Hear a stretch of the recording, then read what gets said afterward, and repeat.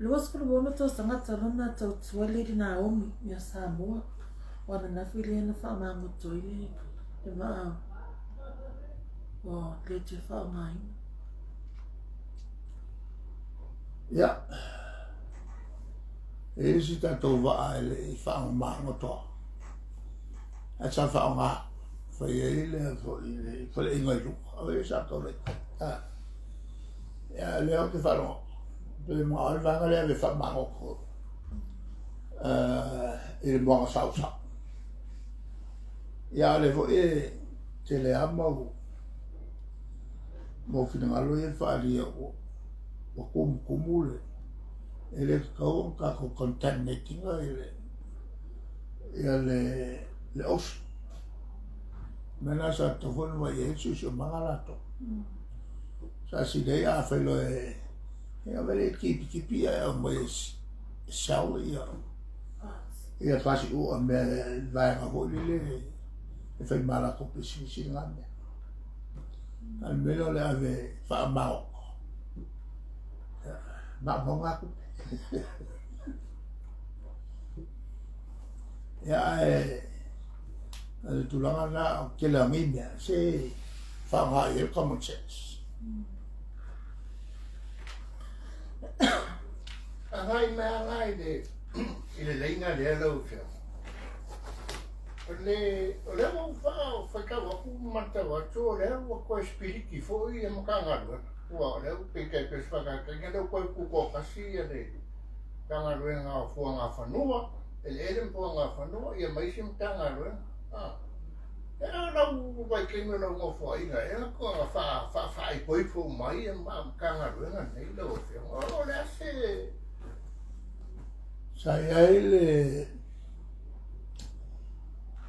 le mato manatu fo te tilo il testo meina tangalo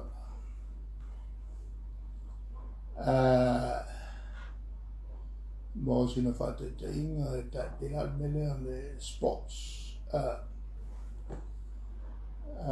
o tele ia metal sports a fie foi la ko kilo is faina to te stuna ia intanga lunga ia se so mama male ai le i mera sa va per o mai se uma faina palo ton ti lo le ia ya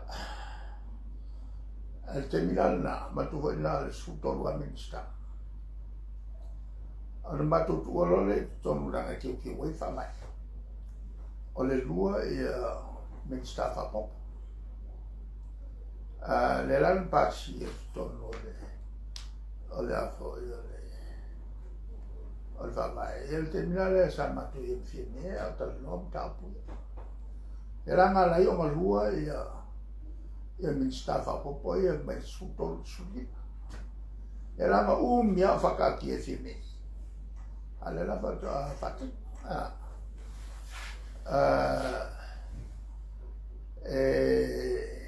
definitely alla firma ma sports ele i sapela ele i mai o le ma tu vai me se fa così umale fenga parto ma tu fa o per le chapi e li fu una bella nella fatto a mamma mai tote olha lá ma ku fa sulu mai la fa io vista ma tutto non fa vai le hanno passi e la foi le sunimo o me o io te sembra il punto e le ruote ma lo sfo ora le ruote ma lo fu quasi o ma tu no ele era o fucking o fiebe o ile sa po e fiebe ina te vai le si chama ya o fa ma vai fiebe o te ko vinga lo si chama e la wa mo mai o ma fo fa vai matte e ala so ma to te ya pa o mea tono i ese le whenga matu te whaia i Susia Manga. Sa ia ama vo whaunga i combination o la whai. Ese la mana mele whaine. Sa matu mara ki lama steni ki tino atili. Awa ale no whainga le pea le valvalu le iwatasi. Le sa matu whapo i Susia Manga i runga o le kanga luenga o whanua mfuanga whanua no i tūkanga nei. Ua kula e mai Susia Manga mai kui mo se le mea mtonkia o le mala piko sila mawa o whenga i malana. Tala nolo la mata upu tau Susia Manga e awhia i le Alfiei ia mo meo lao o le mau. Alfiei vai take, o ile vai ia. O le vai le ofisa o le Lands and Survey temi la. Mai kalangolo e Susia Manga o ile Lands. E kalango i mea umana ia kongo whangua o la au o mau. O vai kafi. Le tulanga la mata upu le whaisina vela. Lawa fio. Le mga kolo wha kula urue kula lenga e malanga mai ai lau maokanga i Singapu. Se whakai ka ina ngā kumkum fo i le o kain kumkum. O le mele sa angaielo mako whau. Wakaunga plan i a waka. O le walanga o whakakianga fo i le lui lea. Plan ka kua waka. E leo koe a mea ma mea fo i le whaasama hoa. Langa e kaluanga suia kula fongo le lua o oi. O le koe maua ka koe mero e kasi kasi mai. Ia ka wale.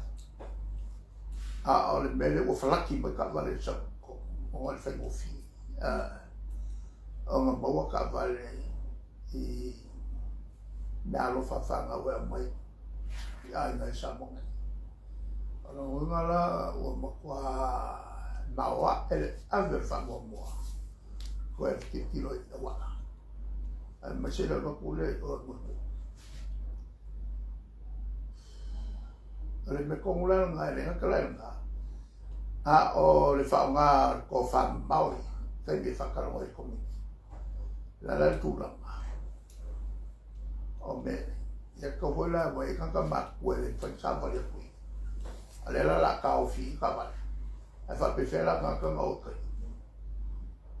Kaurolanga provide no fufuangi transport e kalawe kanka kafi o le whaingokai. Nara hoilanga lenga you know whamakai whausiel whare whaimairo i whalor malo. Ia whaingo fie mo kako. Ia mese fo i mele whai i uka ko mai makongo kele o wala e o solo. Ia whaingo fie le tātuta. O le kau ngai atu la ngona o le nesi de la bese ka po te ni le fongo o le soka. Se whatai te ingana nā mo le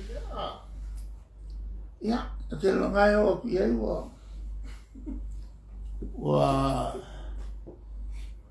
o hoi ke ngaku mama. Ale e fui au fai mafofau.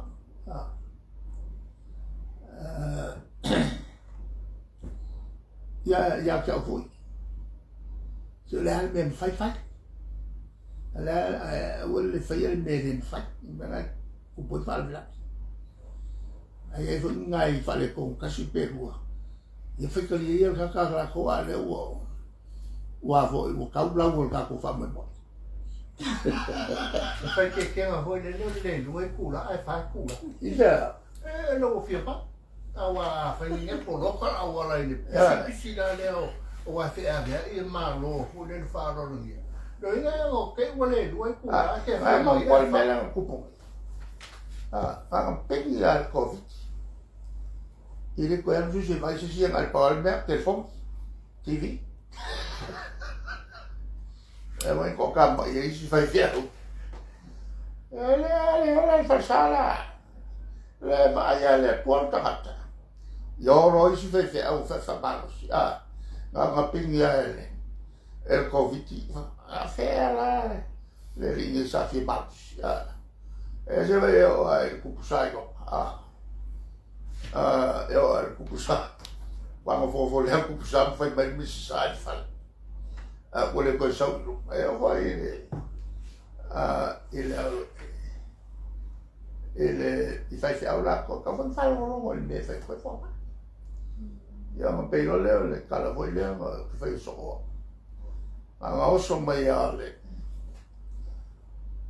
Ole lolo e fiu ia ka fa ola o ko agere le fai fia me le ai la vai le tua ya ko el waku ala walu ai ko le kimu le ai e vai ya le tua ya ko aku la ka ko pe pe le sini el va fa ola le ai va ya le tua ya male moro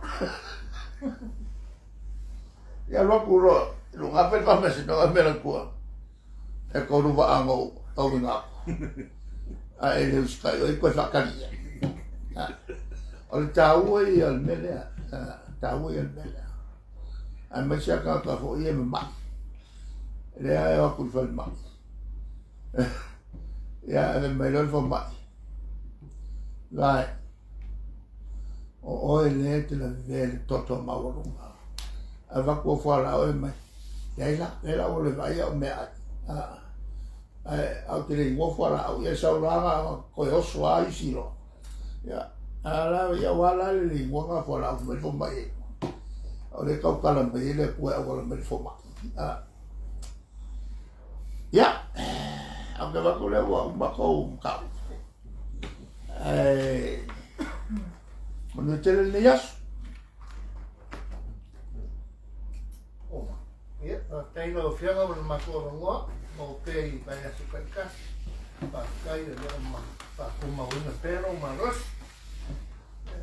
kau kat kali mai ai pinanga no le tuno